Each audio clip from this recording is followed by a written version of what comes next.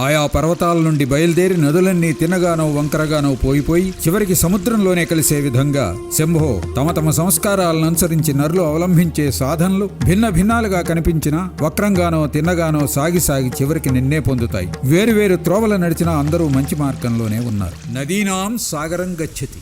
నదులన్నీ ఎక్కడ పుట్టినా ఎటు ప్రవహించినా చివరకు ఆ సాగరంలో కలిసిపోవలసిందే. అదే రీతిగా అతడు భారతీయుడైనా, అమెరికన్ అయినా, బ్రిటిష్ వ్యక్తి అయినా, కాక మరే దేశం వాడైనా తన భావాల అనుభవాల అలలపై ముందుకు సాగుతూ ఆ వివేక సాగరంలో లీనమైపోక తప్పదు. వివేకానందపుడు అంచులు తాకి పునీతుడవటంలో సందేహం లేదు. ఆ విధమైన ఆనందామృతాన్ని గ్రోలి పరవశులైన పండితులు, కవులు, రచయితలు, మేధావులు, జాతీయతావాదులు, తత్వజ్ఞులు, వీరు వారనక అన్ని రంగాలకు చెందిన అనేక మంది నిష్ణాతులు స్వామి వివేకానంద గురించి వెలిబుచ్చిన తమ అభిప్రాయ సమాహారమే మీ ముందుంచుతున్న ఈ లఘు చిత్రం వివేకానంద చందనం. మనందరం దీనిని ధారణ చేసి ఆ పరిమళాలను 10 దిక్కులా వెదజల్లుదాం. జాతస్య హి ధ్రువో మృత్యు. పుట్టిన ప్రతి జీవి మరణించక తప్పదు. ఇది గీతావాక్యం. మరణించి జీవించటంలోని మహిమను చాటుతుంది స్వామి వివేకానంద జీవితం.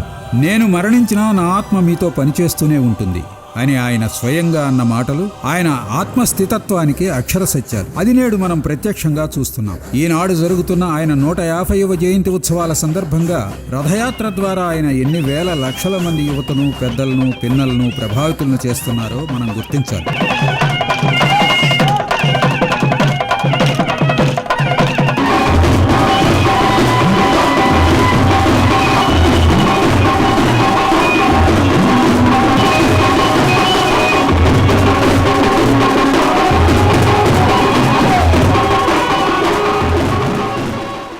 దీన్ని ముందుగానే దర్శించగలిగాడో ఏమో. ప్రఖ్యాత చరిత్రకారుడైన ఆర్థర్ లీ వెల్లిన్ భాషం ఆనాడే ఇలా అన్నాడు: కాలం గడిచే కొద్దీ స్వామీజీ గతించిన తరువాత జరుగుతున్న అనుకోని అద్భుత సంఘటనలను చూస్తుంటే రాబోయే శతాబ్దాలలో ఆధునిక ప్రపంచాన్ని మలిచిన వారిలో ఆయన అత్యంత ముఖ్యమైన వాడనే భావన కలుగుతోంది. భావిని గురించి అంచనా వేయగల మరొక గొప్ప ముస్లిం వ్యక్తి షర్ఫరాజ్ అహ్మద్ స్వామీజీతో ఆనాడు స్వయంగా అన్న మాటలు వినండి. స్వామీజీ, భావి కాలాల్లో ఎవరైనా మిమ్మల్ని అవతార పురుషునిగా పేర్కొనదలిస్తే అలా చెప్పేవారిలో మహమ్మదీయుణ్ణి అయిన నేను మొట్టమొదటి వాణ్ణి అని గుర్తించుకోండి. స్వామీజీని ఒక అవతార పురుషునిగా గుర్తించిన వారెందరో ఉన్నారు. మన భారతీయుడు, భాషావేత్త, విద్యావంతుడే కాక గొప్ప సాహితీవేత్త అయిన సునీల్ కుమార్ చటర్జీ స్వామీజీని అవతార పురుషునిగా గుర్తిస్తూ పలికిన పలుకులు. భారతీయులకే కాదు, ఈ యుగంలోని సమస్త మానవాళికి వివేకానంద ఒక అవతార పురుషుడు. దివ్యత్వ స్ఫూర్తి పొంది భగవంతునిచే నియమించబడిన నాయకుడు. Doctor Felix Marti Ibanez. ఈయన స్పానిష్ రచయిత. స్పానిష్ సివిల్ యుద్ధ సమయంలో స్పానిష్ రిపబ్లిక్లో మంత్రిగా పనిచేసినవాడు. ఈయన స్వానుభవం చెప్తున్నాడు, వినండి. 1939 ఫిబ్రవరి నెలలో స్పానిష్ రిపబ్లిక్ కుప్పకూలడం వల్ల స్పెయిన్ దేశానికి నేను కేవలం మోసుకుపోగలిగినంత సామాన్తో వెళ్లవలసి వచ్చింది. మా తండ్రి గారిచే ప్రేమగా ఏర్పరచబడిన కొన్ని వేల గ్రంథాలు గల గ్రంథాలయం నుండి రోమా రోలా రచించిన the universal gospel and the life of Swami Vivekananda అనే మహత్తర పుస్తకాన్ని ఎంపిక చేసుకున్నాను. విశిష్టమైన ఆ అద్భుత గ్రంథం ఆ తర్వాతి సంవత్సరాల్లో నా జీవితాన్ని ఇతరుల సేవకు అంకితం చేయడానికి స్ఫూర్తిదాయకమైంది. Christian green నిడల్. ఈమె స్వామీజీ పాశ్చాత్య శిష్యురాలు. ఈమె ఏమంటుందో వినండి. వివేకానందుని అద్భుతమైన వాణి వినే వరకు సంగీతం అంటే ఏమిటో ఎవ్వరూ ఎరుగరు. మత సహనాన్ని మించిన మంత్రం మరొకటి ఉంటుందా? స్వామీజీ మత సామరస్యత ఎంతటి శృతి లయాత్మకమో ఈ అభిప్రాయం వింటే తెలుస్తుంది. వెలిబుచ్చిన వ్యక్తి ఒక యూదు దేశపు మేధావి. వివేకానంద స్వామి ప్రసంగాలు విన్న తర్వాత నా మతం కూడా సత్యమైన మతమే అని గ్రహించగలిగాను.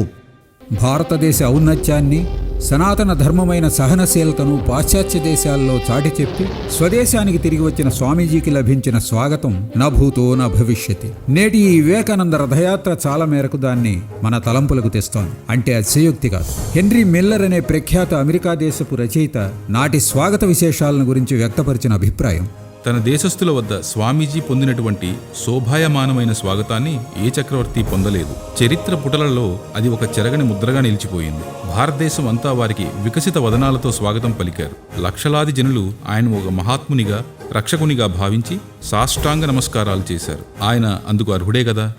మరొక పరిశీలనాధ్యక్షుడైన క్రైస్తవుడు డాక్టర్ లోగోన్ మాటల్లో, క్రీస్తు మహాశయుని కన్నే గొప్పవారెవరూ ఇంతవరకు అవతరించలేదు. కానీ నా వరకు వివేకానంద స్వామియే క్రీస్తు మహాశయుడు. ఆయన ఉదార శ్రేష్ఠ ఆత్మ అన్నిటికన్నా మిన్న. ఆయన అద్భుత శక్తి జ్వలిస్తున్న సూర్యుని వలె స్వేచ్ఛగాను ప్రకాశవంతంగానూ ఉండటమే కాదు, స్వర్గలోకపు వాయువులా ఉంటుంది. ఎంతటి హీనమానవుడైనా మొరటవాడైనా ఆయనకు నమస్కరించిన వారంటూ ఎవరూ లేరు. ఆయన దయాద్ర దృష్టి పేదలు అల్పులైన వారి ఎందే కాక ఈ భూమిని పరిపాలించిన మహారాజులు, ప్రభువుల ఎడలను, మహా విద్వాంసులు, ఆర్థికవేత్తలు, కళాకారులు, శాస్త్రజ్ఞులు, నాయకుల ఎడలను మహోన్నత స్థాయిలో ప్రసరించింది. గొప్ప గురువులందరూ గౌరవ సూచకంగా ఆయనకు పాద నమస్కారం చేశారు. కొంతమంది వినయ విధేయులు ఆయన దుస్తులను ముద్దాడి తమ అభిమానాన్ని వ్యక్తపరిచారు. ఏ ఒక్క మానవుడు తన జీవిత కాలంలో వివేకానంద స్వామి వలె అంతటి గౌరవప్రదంగా చూడబడలేదు. స్వామీజీ పాశ్చాత్య పర్యటన ముగించుకుని భారత భూమిపై కాలుమోపగానే లభించిన స్వాగతాన్ని గురించి రాస్తూ లైట్ ఆఫ్ ది ఈస్ట్ అనే దైనందిన వార్తాపత్రిక ఇలా రాసింది: వివేకానంద స్వామి కన్నా ఏ ఒక్క భారతీయ ఆధ్యాత్మికవేత్త తన మాతృభూమికి ఎక్కువ ఉత్సాహంతో, ఉత్తేజంతో ఆహ్వానించబడలేదు. భారతదేశంలో సజీవంగా ఉన్న అత్యంత వృద్ధుని స్మృతిపదంలో కూడా ఈ విధమైన సంఘటన జరిగినట్లు తెలియరాలేదు. స్వామీజీ స్ఫూర్తిని పొందిన హరిపాదమిత్ర అనే ఈ మిత్రుని వాక్యాలు వినండి. పరివ్రాజకుడుగా ఉన్న స్వామీజీకి బెల్గాంలో ఆతిథ్యమిచ్చిన వ్యక్తి హరిపాదమిత్ర. కోరికలు లేనటువంటి వ్యక్తిని, అంతటి ఆనందంగా, సంతృప్తిగా, చిరునవ్వు చిందించే వదనం గల వ్యక్తిని నేను ఇంతవరకు ఎన్నడూ కలుసుకోలేదు. అసలు ఆయన మానవుడా, దేవుడా? ఒక విగ్రహమో లేక చిత్రపటమో నేడు ప్రజల్లో ఇంతటి స్ఫూర్తిని కలిగిస్తున్నదంటే ఇక నాటి ఆయన సామీప్యము, సాహచర్యం సామాన్యుని మొదలు మేధావులను సైతం ఎంతగా ప్రభావితం చేసి ఉంటుందో కొందరి అభిప్రాయాలు వింటే మనకు అవగతమవుతుంది. సారా ఎలెన్ వాల్ అనే పాశ్చాత్య శిష్యురాలి అభిప్రాయం: స్వామీజీ అగ్నిజ్వాలల వంటి మాటలతో ప్రసంగించేవారు. అవి ఎంతో ప్రగాఢంగా అనర్గళమైన వాగ్దాటితో నిండియుండి అవే సత్యమన్న విశ్వసనీయతను కలిగించి శ్రోతల హృదయాలలోనికి చొచ్చుకునిపోయేవి. ఆయన భావజాల ప్రవాహానికి ఆటంకం కలిగిస్తానేమోనని, ఆయన ఉత్తేజపూరిత వాక్కులలో ఒకదాన్ని అయినా కోల్పోతానేమోనన్న భయంతో శ్వాస బిగబట్టి ఆయన మాటలను మేము మౌనంగా వినేవాళ్లం. హెన్రీ జెవాన్ హెగెన్ అనే ప్రచురణకర్త అభిప్రాయం: స్వామీజీ నడక, శరీరతత్వము రాజటీవీని కనపరిచేవి.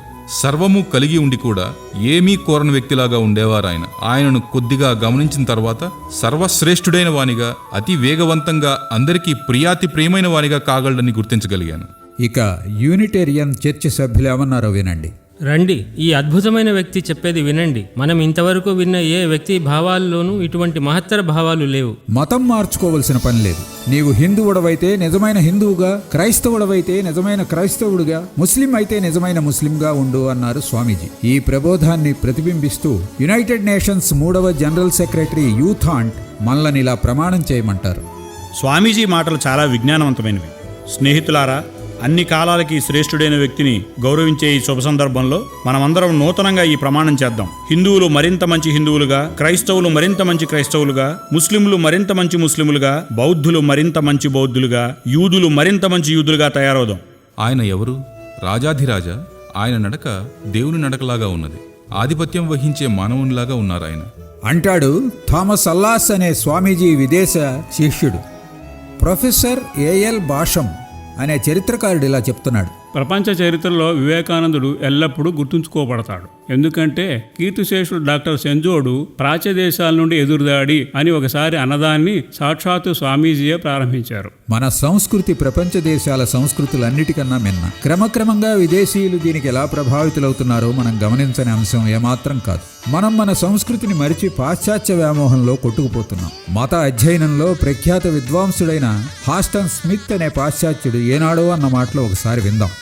వివేకానందుని మాటలు, ఆయన సమక్షము ఆసియా ఖండాన్ని పాశ్చాత్య దేశాలకు నిశ్చయంగా తీసుకొచ్చిందనడంలో సందేహం లేదు. నిజానికి స్వామీజీ చికాగో ఉపన్యాసాలు ప్రపంచంలోనే అత్యంత విప్లవాత్మకమైన అణుబాంబులు. కొన్ని తరాలను నిర్వీర్యం చేసిన హీరోషిమా, నాగసాకిపై వేసిన అణుబాంబుల కన్నా స్వామీజీ భాషణానుబాంబులు ఎన్నో లక్షల మంది హృదయాల్లోని అజ్ఞానాన్ని సర్వనాశనం చేశాయంటే ఆనాటి పత్రికల పతాక శీర్షికలే నిదర్శనం.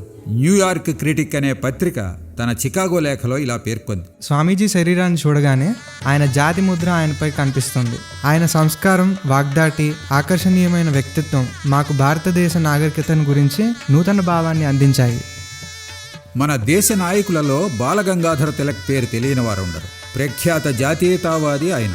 ఆయన సంపాదకత్వంలో ప్రాచుర్యం పొందిన వార్తాపత్రిక ది మరాఠా. తిలక్ స్వామీజీని గురించి తన అభిప్రాయాన్ని ఈ పత్రికా ముఖంగా వివేకానందుడే భారత జాతీయతకు నిజమైన తండ్రి అని ఒక్క వాక్యంలో చెప్పారు. స్వామీజీ ప్రసంగాలు విన్న తర్వాత జ్ఞాన సంపన్నమైన భారతదేశానికి మిషనరీలు పంపటం ఎంత మూర్ఖత్వమో అని అనిపిస్తుంది అని రాసింది ది న్యూయార్క్ హెరాల్డ్ అనే పత్రిక. 1915 సంవత్సరం ఆగస్టు 13వ తేదీన ది కామన్వీల్ న్యూస్ పేపర్ రాసిన ఉదంతం వినండి. రావల్పిండి నగరంలో ఒక వ్యక్తి ఒక లేఖలో తన దేశం కోసం ప్రాణాలు ఇవ్వడానికి సిద్ధంగా ఉన్నానని రాశాడు. ఆయన ఇంటిలో వెతికితే వివేకానంద స్వామి ప్రసంగాల గ్రంథాలు కనిపించాయి. వాటిని జప్తు చేశారు. ఇప్పటిదాకా దేశం కోసం మరణించాలనుకోవడం ఒక సద్గుణంగా భావించబడేది. వివేకానంద స్వామి రచనల ప్రభావం వల్ల అతను ఆ విధంగా తయారయ్యాడని భావించారు. కానీ అంతవరకు వివేకానంద స్వామి ప్రసంగాలేవీ దేశద్రోహాన్ని కలిగించే మాటలుగా ముద్ర వేయబడలేదు. అయినా ఆ వ్యక్తిని పోలీసులు నిర్బంధించారు. మరో పత్రిక the Boston Evening Post 1893 September 30న ప్రకటించిన వార్త. సర్వమత మహాసభలో శ్రోతలందరికీ ఆయనంటే గొప్ప అభిమానం. ఆయన వేదిక వద్ద వస్తుండగానే అందరూ సంతోషంగా కరతాళ ధ్వనులు చేసేవారు. అనేక మంది విదేశీ రచయితలు, శాస్త్రవేత్తలు, తత్వవేత్తలు తమ తమ ప్రజ్ఞాపాఠవాలను పక్కన పెట్టి స్వామీజీ వాక్కులకు ప్రభావితులై ఆయనకు ప్రణమిల్లారంటే స్వామీజీ ఒక దివ్య శక్తి అని మనకు బోధపడుతుంది. అమెరికా దేశపు శాస్త్ర విజ్ఞాన రచయిత అయిన మైఖేల్ తాల్బర్ట్ తన మాటల్లో ఖచ్చితమైన కారణం లేకుండా ఏదీ సంభవించదు అన్నది సరైనది కాదు అన్న క్వాంటం థియరీకి మూలాధారమైన భావాన్ని వివేకానందుడు చక్కగా వ్యక్తీకరించాడు. హార్వర్డ్ విశ్వవిద్యాలయానికి చెందిన అమెరికా దేశపు ఆదర్శ తత్వవేత్త విలియం ఎర్నెస్ట్ హాకింగ్ స్వామీజీ గురించి అన్న మాటలు. వివేకానంద స్వామి ఒక సంప్రదాయాన్ని బలపరుస్తున్నట్లుగాని ఒక గ్రంథం ఆధారంగా గాని కాక స్వీయ అనుభవం నుండి దృఢమైన నిశ్చయంతో ప్రసంగించారు. మరొక హార్వర్డ్ ప్రొఫెసర్, ప్రఖ్యాత వేదాంత మానసిక శాస్త్రవేత్త విలియం జేమ్స్.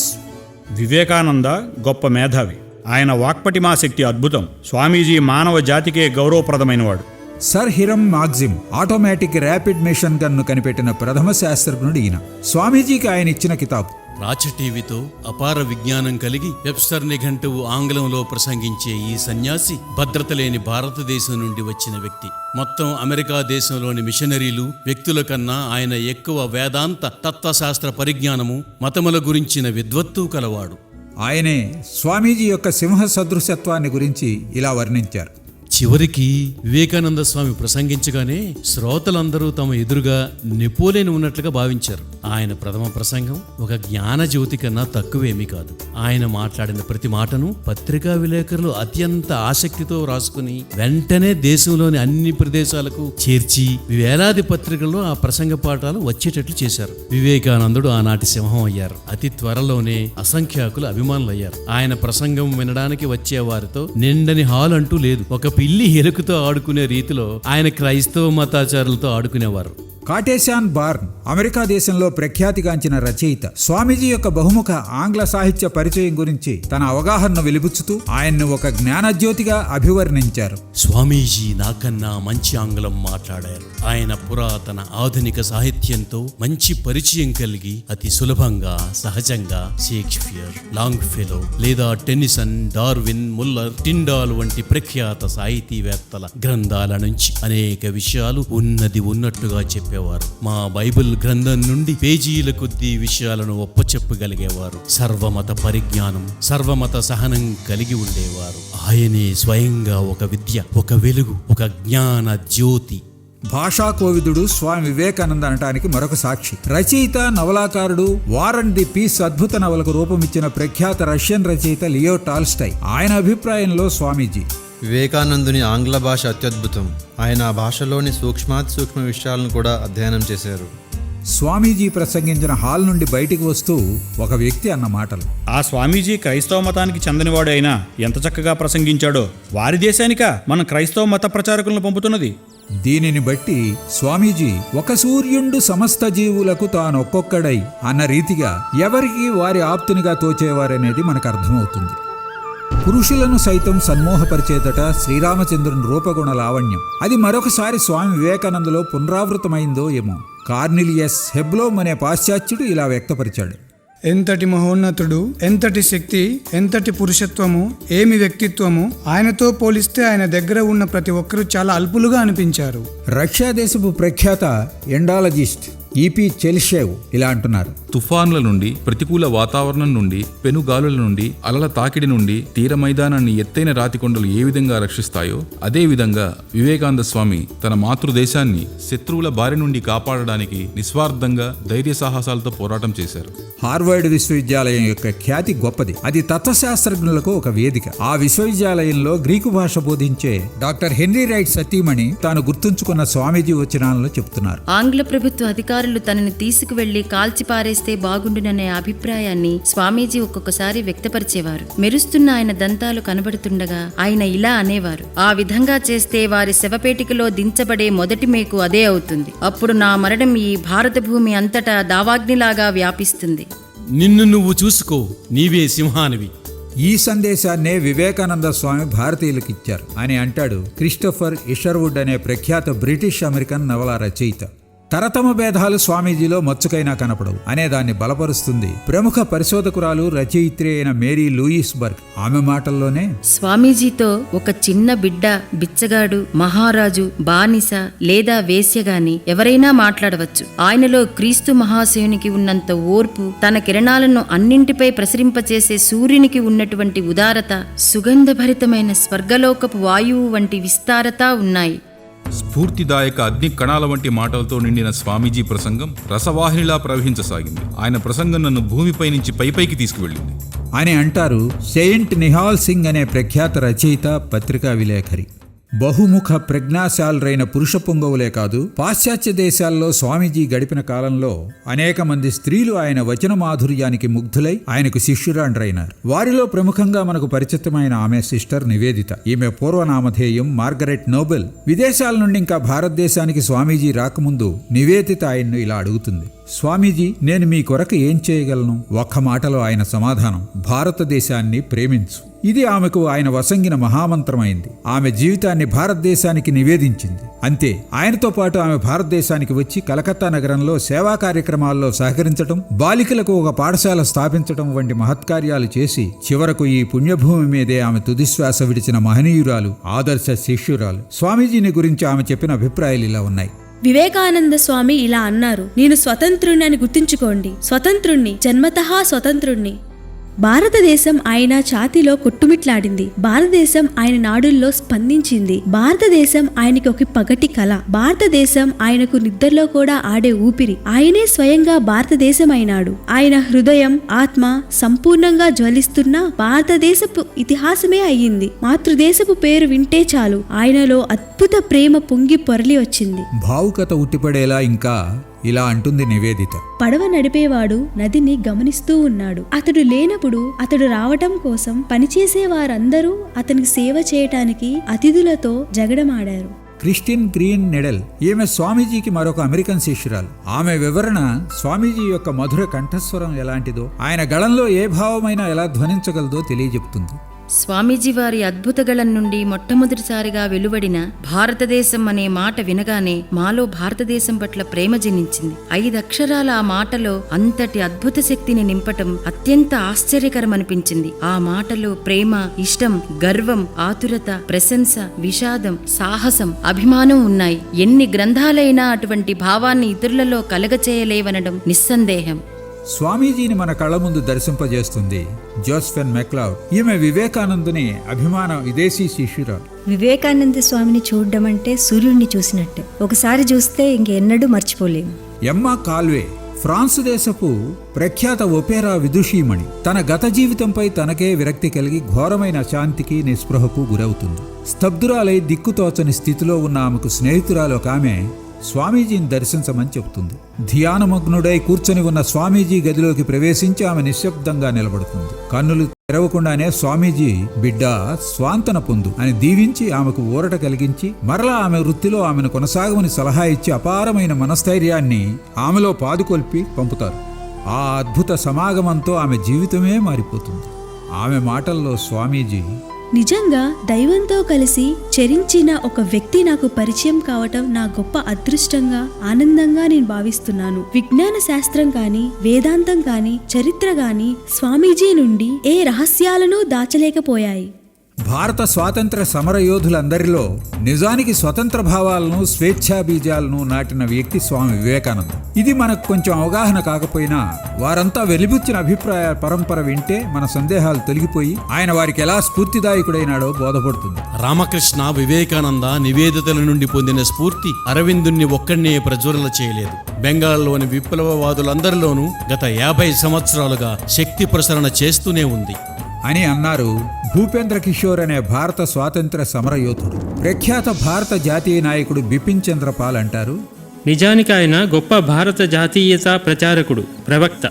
బఘా అంటే పెద్ద పులి అని అర్థం. ఒంటరిగా పెద్ద పులిని చంపడం సాధ్యమా? సాధ్యమే. అలా చంపిన వ్యక్తే జతీంద్రనాథ్. అందుకే ఆయన్ను బఘా జతీంద్రనాథ అని పిలిచేవారు. గాంధీజీ ఆయన్ను ఒక దివ్యమైన వ్యక్తి అని శ్లాఘించారు. ఆ దివ్యమైన వ్యక్తి వచనాలు వినండి.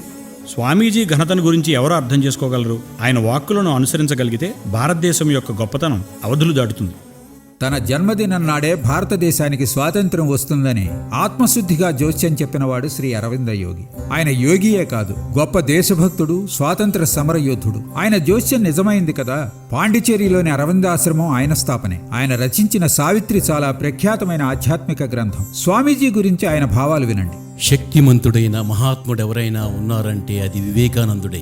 ఆయన పురుష సింహం, కానీ ఆయన వదిలి వెళ్లిన నిర్మాణాత్మక కార్యక్రమం మాత్రం ఆయన సృజనాత్మక శక్తికి, దృఢత్వానికి సమతుల్యం కాదేమో అనిపిస్తోంది. ఆయన ప్రభావం ఇంకా అత్యద్భుతంగా పనిచేయడం గమనించగలుగుతాము. కానీ అది ఎలా ఎప్పుడు రూపుదిద్దుకుంటుందో, ఎలా సింహ సదృశంగా శోభాయమానంగా సహజంగా ఉవ్వెత్తున లేచిపడుతూ భారతదేశపు ఆత్మలో ప్రవేశిస్తుందో తెలియదు. అప్పుడు మనందరం చూడండి, వివేకానందుడింకా తన మాతృభూమి అయిన ఈ భారతదేశపు ఆత్మలోనూ ఆమె బిడ్డలైన భారతీయులందరి ఆత్మలలోనూ జీవించే ఉన్నాడు అని అంటాం. దైవారాధనకు ఒక నూతన భాష్యం చెప్పారు స్వామి వివేకానంద. నిజానికి అది ఆయన తన గురుదేవులైన శ్రీరామకృష్ణ పరమహంస నుండి గ్రహించిన సత్యం. అదే శివభావంతో జీవసేవ. శివజ్ఞానే జీవసేవ. జయమా. శివజ్ఞానే జీవసేవ. మాతృదేవోభవ, పితృదేవోభవ, ఆచార్య దేవోభవ, అతిథి దేవోభవ అన్న ఉపనిషద్ వాక్యాల ప్రాచుర్యం మనకు తెలుసు. ఇవి 4 సేవించే చేతికి 4 వేళ్లైతే వీటికి మూలాధారమైన అంగుష్టం వంటి దరిద్ర దేవోభవ, మూర్ఖ దేవోభవ వంటి వాక్యాలను జోడించి జీవసేవే శివారాధన అన్న కనువిప్పు కలిగించిన వాడు స్వామీజీ. దీనిని స్వాతంత్ర సమరయోధులు ఎలా స్వీకరించారో క్లీరోద్ కుమార్ దత్తా అనే స్వాతంత్ర సమరయోధుడు చెప్తున్నాడు, వినండి. స్వాతంత్ర సమరయోధులు ఒక పక్కన స్వామీజీ వారి నరనారాయణ సేవ అనే సందేశాన్ని అంగీకరించారు. మరొక పక్కన తమ మనస్సును, శరీరాన్ని భారతదేశ విమోచనకు అంకితం చేశారు. స్వామి వివేకానందకు భారతదేశపు ఆధునిక యువత రుణం ఎలా తీర్చుకోవాలో సిఎఫ్ ఆండ్రూస్ అనే విద్యావేత్త, భారతదేశపు స్వాతంత్ర సమరయోధుడు ఇలా చెప్తున్నారు. వివేకానంద స్వామికి భారతదేశపు ఆధునిక యువత తీర్చవలసిన గొప్ప రుణం ఏమిటంటే అద్వైత సిద్ధాంతంలో విశ్వాసం కలిగి దానిని తమ జీవితాలలో ఆచరించటమేనని నేను అనుకుంటున్నాను. మరొక భారత స్వాతంత్ర సమరయోధుడు నళిని కిషోర్ గుహ. ఆయన అభిప్రాయం విందాం. వివేకానంద పాశ్చాత్య విజయం యువకులలో జాతీయ గర్వాన్ని రగులుగొలిపి వారిని దేశం కోసం అంకితమయ్యే బ్రహ్మచారులుగాను, త్యాగధనులుగాను, ఆఖరికి సన్యాసులుగాను చేసింది. హరికుమార్ చక్రవర్తి ఈయన ఏమంటారో వినండి.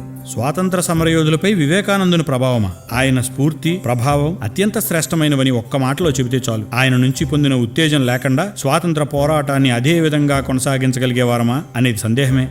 భారతదేశం బ్రిటిష్ వారి పరిపాలనలో ఉన్న సమయంలో టెగార్ట్ అనే ప్రత్యేక పోలీసు భారతదేశ స్వాతంత్ర పోరాట ఉద్యమం గురించి తన పై అధికారులకు ఎప్పటికప్పుడు నివేదికలు పంపేవాడు. అలాంటి నివేదిక ఒక దానిలోని వాక్యాలు. గత సంవత్సరం భారతదేశంలోని ఎక్కువ ప్రాంతాలలో పంచబడిన విప్లవాత్మక స్వేచ్ఛా పోరాట కరపత్రాలన్నిటిలోని వివేకానంద స్వామి వారు చెప్పిన ఈ క్రింది మాటలు ప్రధానంగా కనిపించాయి. లెండు, మేల్కొనుడు, గమ్యం చేరు వరకు విశ్రమించుకుడు. వివేకానంద స్వామి గ్రంథాలు క్షుణ్ణంగా చదివిన తర్వాత నాకు నా దేశం వెడలగల ప్రేమ 1000 రెట్లు అధికమైంది అని అంటారు భారత జాతిపిత మహాత్మా గాంధీ.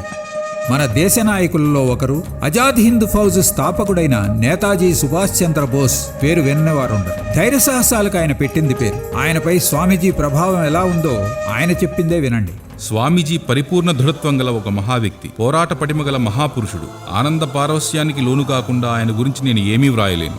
మరొక సందర్భంలో నేతాజీ ప్రకటించిన అభిప్రాయం, త్యాగం చేయడంలో లెక్కలేనితనము, నిరంతర కార్యశీలత, పరిధులు లేని అనంత ప్రేమ, వైవిధ్యభరితమైన అపార విజ్ఞానం, దాడి చేయడంలో కాఠిన్యం, అయినా పసిబిడ్డ వంటి అమాయకత్వం, ఇవన్నీ వివేకానంద స్వామి సొంతం. ఈ మన ప్రపంచంలో ఆయన ఒక అరుదైన విశిష్టమైన వ్యక్తి. ఆయన జీవించి ఉంటే నేను ఆయన పాదాల వద్ద కూర్చుండేవాడిని. వీరు వారు అనక నాటి మన దేశ నాయకులందరినీ ప్రభావితులను చేసి స్ఫూర్తి ప్రదాత అయినాడు స్వామి వివేకానంద.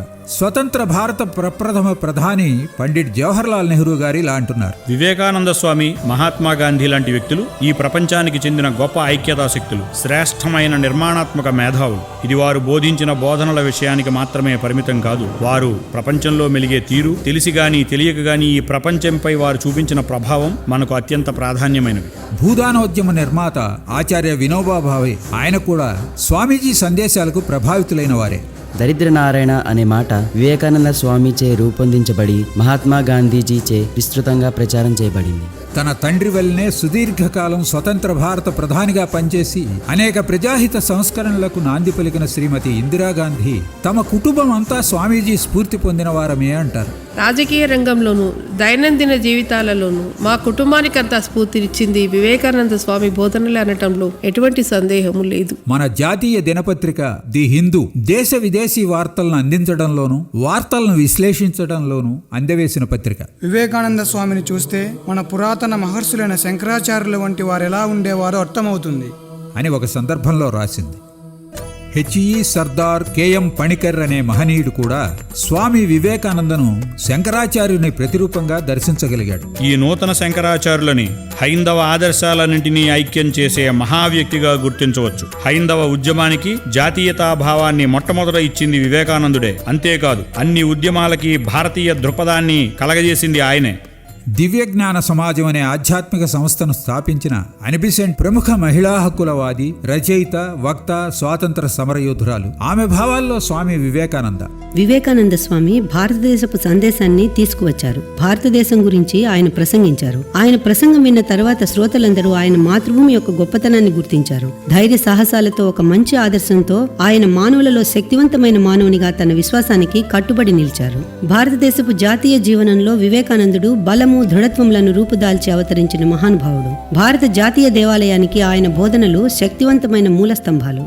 భారతరత్న సి రాజగోపాలాచారి గారి పేరు విన్నవారు ఉండరు. ఆయన గొప్ప రాజకీయ నాయకుడే కాక ప్రసిద్ధ రచయిత కూడా. బాలబాలికల కొరకు ఆయన రాజాజీ కథలు అనే పుస్తకాన్ని రచించారు. బాల సాహిత్యంలో అది తలమానికం. భారతదేశపు ప్రథమ గవర్నర్ జనరల్ గాను, తరువాత ఉమ్మడి మద్రాసు రాష్ట్రానికి ముఖ్యమంత్రిగాను పనిచేసిన రాజకీయ దురంధరుడు రాజాజీ. మనమంతా స్వామీజీకి ఎందుకు రుణపడి ఉన్నామో ఆయన చెప్తారు. వివేకానంద స్వామి హిందూ మతాన్ని, భారతదేశాన్ని రక్షించారు. ఆయనే లేకుంటే మనం మతాన్ని కోల్పోయేవాళ్ళం, స్వాతంత్రాన్ని పొందలేకపోయేవాళ్ళం. మనం పొందినదంతా ఆయన వల్లనే, కనుక ఆయనకు మనమంతా రుణపడి ఉంటాం. హేమచంద్ర ఘోష్ అనే భారత స్వాతంత్ర సమరయోధుని అభిప్రాయం విందాం. స్వామీజీ 1902వ సంవత్సరం జూలై 4వ తేదీ శుక్రవారం నాడు తమ భౌతిక దేహాన్ని విడిచిన నాటి నుండి ఆయన మన మధ్య లేడే అని మేము ఎన్నడూ ఒక్కరోజు కూడా అనుకోలేదు. ధైర్యంతో ముందుకు సాగిపోదాం, విజయం తథ్యం అన్న అప్రతిహతమైన ఆయన పిలుపు మా చెవులలో ఇంకా ప్రతిధ్వనిస్తూనే ఉంటుంది. భారతమాత, వందే మాతరం, వివేకానంద, ఈ 3 మాటలే మనకు మంత్రాలు. భారతదేశానికి గతంలో రాష్ట్రపతులుగా పనిచేసిన వారందరూ విద్వత్ సంపన్నులే. ఉపాధ్యాయ వృత్తి నుండి రాష్ట్రపతి స్థాయికి ఎదిగిన తత్వవేత్త డాక్టర్ సర్వేపల్లి రాధాకృష్ణన్ పండితుడు. వివేకానందుడు మనకు ఏం అనుగ్రహించాడో ఆయన చెప్తున్నారు. బాధలను ఓర్చుకునే సహనాన్ని, కష్టాలలో ఆశాభావాన్ని, మనోధైర్యం లేనప్పుడు సాహసాన్ని వివేకానందుడు మనకు అనుగ్రహించాడు. మహామనీషి మన మాజీ రాష్ట్రపతి ఏపీజే అబ్దుల్ కలాం గారు ఒకే వాక్యంలో స్వామీజీ గొప్పతనాన్ని ఉటంకించారు. మొత్తం ప్రపంచానికి చెందేవారైన వివేకానంద స్వామి అత్యంత ప్రీతిపాత్రమైన నాయకుల్లో ఒకరు అనడంలో సందేహం లేదు. భారతదేశ 60వ స్వాతంత్ర దినోత్సవ సందర్భంగా గౌరవనీయ భారతదేశపు మాజీ రాష్ట్రపతి శ్రీమతి ప్రతిభా పాటిల్ గారు చేసిన ప్రసంగంలోని భాగమిది. మన దేశం అభ్యున్నతి పొంది వైభవాన్ని సంతరించుకోవాలి అంటే అది మనమే చేయాలి. కోట్లాది చేతులతో దానికి రూపునివ్వాలి. ఇదంతా వివేకానంద స్వామి వారి అద్భుతమైన సింహగర్జన. లెమ్ము, మేల్కొనుము, గమ్యం చేరు వరకు విశ్రమించకు, నీ అనుసరించి జరగాలని నాతోటి ప్రజలందరినీ కోరుతున్నాను. నువ్వు మనసును ఎంత సమయం ఏకాగ్రం చేయగలవో అని అడిగితే ఒకరు గంట సేపు అంటారు, మరొకరు అరగంట అంటారు, ఇంకొకరు పావు గంట అంటారు. కానీ మనస్సు స్థిరంగా ఒక క్షణం కూడా ఉండదని గీత చెప్తుంది. చెట్టుపైనున్న కొంగ కన్నుకు గురిపెట్టగల అంతటి వీరుడు అర్జునుడే కురుక్షేత్రంలో తనకు మనస్సు వశం కావటం లేదన్నాడు. అయితే అభ్యాసంతో ఏకాగ్రం చేయవచ్చు అని శ్రీకృష్ణుడు అభయమిస్తాడు. కనీసం 7 సెకండ్ల కాలం మనస్సును ఏకాగ్రం చేయగల వ్యక్తి నోబెల్ బహుమతి వచ్చే స్థాయికి చేరతాడని విన్నాం. స్వామీజీ కూడా అంటారు, వ్యక్తులలోని ప్రజ్ఞా భేదాలకు, అభివృద్ధిలోని తారతమ్యాలకు వారిలోని ఏకాగ్రతే కారణమని. ఆ విధంగా నోబెల్ బహుమతి పొందిన ప్రఖ్యాత వ్యక్తులు కొందరు స్వామీజీ గురించి ఏమన్నారో విందాం. శాంతినికేతన్ స్థాపకుడు, గీతాంజలి రచించి నోబెల్ బహుమతి గ్రహించిన విశ్వకవి రవీంద్రనాథ్ ఠాగూర్ మాటల్లో, ఈనాటి యువత జరిపే మంచి కార్యకలాపాలన్నిటి మూలం వివేకానంద స్వామి సందేశమే. అది వ్యక్తిలోని ఆత్మని వెలికితీస్తుంది. శ్రీరామకృష్ణ పరమహంస, వివేకానంద, గాంధీజీ ఈ ముగ్గురి చరిత్రను ఫ్రెంచ్ భాషలో రాసిన రచయిత, నోబెల్ బహుమతి గ్రహీత రోమారోలా. ఈయన అభిప్రాయంలో స్వామీజీ భారతదేశపు వర్తమాన నాయకులు, భావజాల పరులలో మేటి, కవులలో సాటిలేని వారు, మహాత్ములు అయిన అరవింద ఘోష్, రవీంద్రుడు, గాంధీ వంటి వారు ప్రముఖులైన శ్రీ రామకృష్ణ పరమహంస, స్వామి వివేకానందల ప్రభావం చేతనే అభివృద్ధి చెంది పుష్పీకరించి ఫలదీకరణ చెందారు. ఈ సత్యాన్ని అరవింద ఘోష్, గాంధీజీ బహిరంగంగా అంగీకరించారు. స్వామీజీ ధీర గంభీర రూపం, మృదుమధుర భాషణ ప్రభావాన్ని గురించి చెప్తూ, వివేకానంద స్వామిలో రాచటీవీ ప్రముఖంగా ఉట్టిపడుతూ ఉండేది. ఆయన పుట్టుకతోనే మహారాజ్. భారతదేశంలో గాని అమెరికా దేశంలో గాని ఆయన గంభీరతను, టీవీని చూసి గౌరవించకుండా ఎవరూ ఆయనను సమీపించేవారు కాదు. బెథోవెన్ శైలిలో పదాలు, హాండెల్ బృందగానంలో వలె క్రమబద్ధంగా కదిలే లయలతో నిండిన ఆయన మాటలే మధుర సంగీతం. గతించిన 30 సంవత్సరాలలో అప్పుడప్పుడు చెప్పబడినా, నా శరీరంలో ఒక విద్యుద్ఘాతం తగిలితే కలిగేటటువంటి అద్భుత ప్రకంపన కలగకుండా ఆయన బోధనలను స్పర్శించలేను, చదవలేను. ప్రఖ్యాత భారతదేశపు జాతీయవాది, పంజాబ్ సింహంగా పిలువబడే లాలా లజపతి రాయ్ ఆయన అభిప్రాయంలో స్వామీజీ వివేకానందుని ప్రభావంతో జాతీయవాదులందరూ దేశభక్తిని మతానుష్ఠాన స్థాయికి తీసుకెళ్లారు. పిఆర్ భుయాన్ అనే రచయిత మాటల్లో వివేకానంద స్వామి, భారతదేశపు పునరుద్ధరణకు వివేకానంద స్వామి ఒక రక్షకుడు. జవహర్లాల్ నెహ్రూ రచించిన డిస్కవరీ ఆఫ్ ఇండియా గొప్ప గ్రంథం. ఆయన జైలు జీవితంలో కాలాన్ని వృధా చేయకుండా తన కుమార్తెకు భారతదేశ సమగ్ర రూపం గురించి లేఖల ద్వారా విద్యావంతురాలను చేసిన మహద్గ్రంథం ఇది. దానిలో ఆయన రాసిన వాక్యాలు: కన్యాకుమారి నుండి హిమాలయాల వరకు స్వామీజీ ఉరుముల వంటి తన సందేశాలను అందించారు. నిరుత్సాహంతోనూ నిరాశ నిస్పృహలతోనూ ఉన్న భారతీయుల మనస్సులకు ఆ సందేశాలు బలవర్ధకమైన ఔషధంలా పనిచేశాయి. ఆర్ రిబాకోవ్ అనే రష్యన్ ప్రముఖుడు, రష్యన్ చరిత్రలో నార్మనిస్ట్ వ్యతిరేక దృక్పథానికి రూపు కల్పించిన రష్యన్ చరిత్రకారుడు. ఆయన అభిప్రాయం విందాం. వివేకానందుని భావాలు టాల్స్టాయ్ ఒక్కరికి మాత్రమే ప్రీతిపాత్రమైనవి కావు, ఈనాడు సోవియట్ ప్రజలందరికీ ప్రియమైనవే. ఇందుకు ప్రధాన కారణం ఆయన జీవితమంతా భారతదేశం పట్ల నిండి ఉన్న ప్రగాఢ ప్రేమయే. తన మాతృదేశ ప్రజల కొరకై స్వామీజీ ఎంతటి కష్టాన్నైనా ఎదుర్కొనే ధైర్యశాలి అనటానికి ఉదాహరణ నాగేంద్ర గుప్తా గారి అనుభవం. ఒకరోజు మధ్యాహ్నం స్వామీజీ భావపూరిత వదనంతో నా వద్దకు వచ్చి నెమ్మదిగా ఇలా అన్నారు: నేను జైలుకు వెళ్లడం ఏ విధంగానైనా నా దేశానికి ప్రయోజనం కలిగిస్తుందనుకుంటే నేనందుకు సిద్ధంగా ఉన్నాను. నరేన్ దాస్ అనే భారత స్వాతంత్ర సమరయోధుడు ఇలా అంటున్నాడు: గాంధీజీ మాటలలో వివేకానంద స్వామి భావాలు చూడవచ్చు. సర్ జాన్ వుడ్ రోఫ్ ఈయన ఒక బ్రిటిష్ దేశస్థుడు. వివేకానందుని సద్గుణాలను జ్ఞాపకం తెచ్చుకుంటూ అన్న మాటలు: కార్యశీలత, పురుషకారం, సాహసం ఈ 3 వివేకానందులో నాకు బాగా నచ్చిన గుణాలు. ఆయన చెప్పిన దానినే చేసేవారు. ఎవరి మత విశ్వాసాలను వారివేరని భావిస్తూ విలువలు, నిజాయితీ, సత్యం వంటి సద్గుణాలు ఎవరిలో ఉన్నా అటువంటి వారిని ఆయన మనస్ఫూర్తిగా అంగీకరించారు. దానికి అందరూ ఆయన గౌరవించాలి. ఏ రంగంలో పనిచేస్తున్న వ్యక్తి అయినా సరే తాను పనిచేస్తున్న రంగంలో ఏమైనా ఒడిదుడుకులు, సమస్యలు ఎదురై వ్యధకు గురైనప్పుడు స్వామీజీ సందేశాలను స్మరణకు తెచ్చుకుంటే ఊరట లభిస్తుంది. ఆయా సమస్యలను ఎదుర్కోగల ధైర్య సాహసాలు లభిస్తాయి. ఎల్లా వీలర్ విల్కాక్స్ అనే ప్రఖ్యాత అమెరికన్ రచయిత్రి, కవయిత్రి ఈ వివరణను బలపరుస్తోంది, వినండి. ఒకరోజు మేము వీధిలో వెడుతుండగా నా భర్త నాతో చెప్పిన మాటలు గుర్తొస్తున్నాయి. వ్యాపారంలో నేను ఎదుర్కొనే ఒడిదుడుకుల్ని అధిగమించేటట్లు చేస్తున్నాడు ఈ స్వామీజీ. ఆఫీసులో నేను ఎదుర్కొనే కష్టాలన్నిటినీ నేను ఇప్పుడు నూతన శక్తితో ఎదుర్కోగలుగుతున్నాను. ఈమె అభిప్రాయాన్నే మరింత బలపరుస్తున్నారు ఆర్సి ముజుందార్ అనే భారతీయ చరిత్రకారుడు. భారతదేశ జాతీయతకు వివేకానంద స్వామి ఒక ఆధ్యాత్మిక పునాదిని కల్పించారు. వేదాంత, భగవద్గీత బోధనలు చాలా మంది జాతీయవాదుల్లోనికి, వారి కార్యకలాపాలలోనికి చొచ్చుకుపోయాయి. ఎంతో మంది త్యాగదనులు ఆయన బోధనలచే స్ఫూర్తిని పొంది తీవ్రమైన బాధలను, కష్టాలను ఓర్చుకొని ఆనందం నిండిన హృదయంతో త్యాగాలు చేసి నిర్భయంగా మరణాన్ని ఆహ్వానించారు.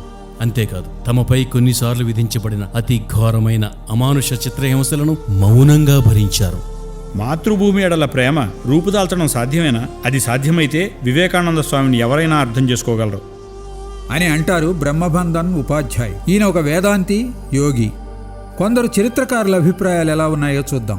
నిహర్ రంజన్ రాయ్ అభిప్రాయం: బ్రిటిష్ వారిపై బాంబులు వేసినందుకు 18 సంవత్సరాల వయస్సు గల ఖుదీరాం బోసును నిర్బంధించి మరణశిక్షణ విధించారు. తన చివరి కోరిక తెలుపమని న్యాయాధిపతి అడుగగా న్యాయవేత్తలకు బాంబులు తయారు చేయడం నేర్పించాలని ఉందని అతను నవ్వుతూ చెప్పాడు. అతను ఉరికమ్మన్ దగ్గరికి చిరునవ్వుతో హాయిగా వెళ్ళాడు. భగత్ సింగ్ లా అతను కూడా స్వాతంత్ర సమరయోధులలో మొదటివాడు. బెంగాల్లోని జాతీయ విప్లవవాదుల కార్యకలాపాలపై వివేకానంద స్వామి పరోక్ష ప్రభావం గాఢంగానూ విస్తారంగానూ ఉన్నది. విల్ డ్యూరాంట్ అమెరికా దేశపు చరిత్రకారుడు. ఈయన అభిప్రాయం వినండి: వేదకాలము నుండి ఏ హైందవ మత ప్రవక్త బోధించినటువంటి దృఢమైన మత విశ్వాసాలను వివేకానంద స్వామి తన దేశ ప్రజలకు బోధించారు. హ్యూయన్ కింగ్స్ చువాన్, ఈయన బీజింగ్ యూనివర్సిటీలో చరిత్ర ప్రొఫెసర్. ఆయన ఏమన్నాడో వినండి: భారతదేశపు సామ్యవాద దేశభక్తులలో వివేకానందుడు అత్యంత ప్రముఖుడు. వారికి మా గౌరవ వందనములు. మరో చరిత్రకారుడు డాక్టర్ హేమేంద్రనాథ్ దాస్ గుప్తా. 5 సంవత్సరాల కాలంలో వివేకానంద స్వామి భారతదేశపు యువతను ఎంతగా ప్రభావితం చేశారంటే, భారతదేశపు స్వాతంత్ర సమరంలో యువజన ఉద్యమాలే ప్రప్రథమంగా ఉద్యమాలైనాయి. 1987 నుండి 1999 వరకు యునెస్కో డైరెక్టర్ జనరల్గా పదవిలో ఉన్న ఫెడరిక్ మేయర్ తన అభిప్రాయం ఇలా వెలిబుచ్చారు: ఎంతో ముందుగా 1897 సంవత్సరంలోనే వివేకానంద రూపొందించిన రామకృష్ణ మిషన్ నిబంధనావళి, ఆ తర్వాత 1945 సంవత్సరంలో ఏర్పరచబడిన యునెస్కో నిబంధనావళిని పోలి ఉండడం చూసి నేను నిజానికి అవాక్కయ్యాను. రెంటిలోనూ మానవజాతి ఉద్ధరణే వాటి కృషికి, ప్రయత్నాలకు కేంద్ర బిందువు. శాంతి, ప్రజాస్వామ్య నిర్మాణాలకు ముఖ్యమైనది ఓర్పు అని భావించి దానికి ఆ రెండింటి ప్రణాళికల్లోనూ ప్రథమస్థానం కల్పించారు. మానవ సంస్కృతులు, సామాజిక పరిస్థితులలో గల వైవిధ్యమే ఉమ్మడి వారసత్వానికి ముఖ్యమైనదని ఆ రెండు సంస్థలు గుర్తించాయి. స్వామీజీ ప్రసంగం విన్న ఎస్కే బ్లడ్గెట్ అనే మహిళ చికాగో సర్వమత మహాసభలో స్వామీజీకి జరిగిన గౌరవ పురస్కారానికి ప్రత్యక్ష సాక్షి తన అనుభవం చెబుతోంది. ఆ యువకుడు లేచి నిలుచుని అమెరికా దేశపు సోదరీ సోదరులారా అనగానే అక్కడున్న 7,000 మంది తాము ఏమి చేస్తున్నారో తెలియని భావోద్వేగంలో గౌరవ సూచకంగా లేచి నిలబడ్డారు. ఆ ప్రసంగం అయిపోయిన తర్వాత చాలా మంది మహిళలు బెంచీల మీదుగా నడుస్తూ ఆయన దగ్గరికి వెళ్లడం చూశాను. నాలో నేను ఇలా అనుకున్నాను: చూడు, నీవు ఇప్పుడు అక్కడికి వెళ్లాలనే తీవ్ర కోరికను ఆపుకోగలిగితే నిజంగా దేవుడివే అవుతావు సుమా. జుడాయిజం మతబోధకుడైన రాబీ గ్రాస్మన్ అభిప్రాయమేనండి: స్వామీజీ బోధించిన నిజమైన సహజమైన మతం గురించి విన్న తరువాత వారి దేశంలో మత విశ్వాసరాహిత్యం కన్నా మన దేశంలోనే ఎక్కువ ఉన్నదన్న భావం కలగడంలో సందేహం లేదు. ఆయన బోధించే మతం మత సిద్ధాంతాలకు అతీతంగా ఉంటుంది, కానీ మన మత సిద్ధాంతాలు మతం యొక్క గౌరవ పరిధులను దాటి ఉంటాయి. మనబేంద్రనాథ్ రాయ్ అనే భారతదేశ విప్లవవాది మాటలివి. అంతర్జాతీయ గుర్తింపు పొందిన రాజకీయవాది, తీవ్రవాది ఇతడు. ఆయన దేశభక్తి, జాతీయత ఒక ఆధ్యాత్మిక ఏకాధిపత్యంగా ఉండేది. భారతదేశంలోని యువతను ఆయన భారతీయ ఆధ్యాత్మిక సిద్ధాంతాన్ని విశ్వసించమని పిలుపునిచ్చారు. ప్రపంచాన్నంతా ఆధ్యాత్మిక ఆధిపత్యంతో జయించటమనే ప్రేమపూరిత దృక్పథం యువ మేధావులందరినీ ఉత్తేజపరిచింది. బ్రిటిష్ వారి ఆధిపత్యం అన్ని కష్టాలకు మూల కారణంగా అడ్డు నిలిచింది. ఆ విధంగా ఒక తెలివైన విప్లవాత్మక భావం జాతీయతను ముందుగా ఆక్రమించి పరాయి దేశ పాలనను వెంటనే పారద్రోలే ఉద్యమానికి దోహదం చేసింది.